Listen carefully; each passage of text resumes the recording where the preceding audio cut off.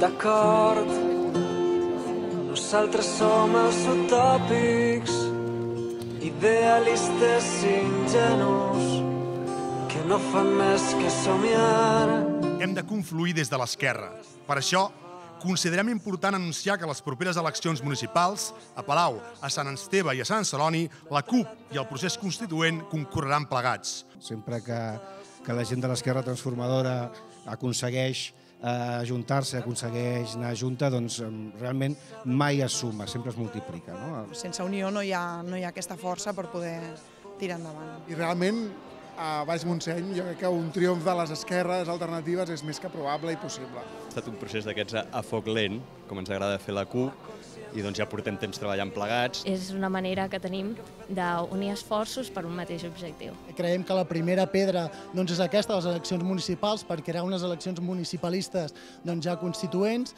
La República Catalana s'ha de construir des dels municipis, això també ho tenim clar. No ha de ser Barcelona qui surti al balcó dient tenim la República, han de ser tots els balcons del Principat qui surtin al mateix temps a construir aquesta República.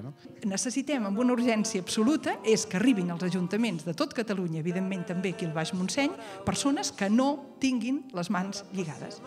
I jo crec que aquesta candidatura sou gent que no teniu les mans lligades. I quan algú arriba així, perquè ja ha passat abans, no us deixeu espantar per dir perquè en sabran de governar, clar que en sabran.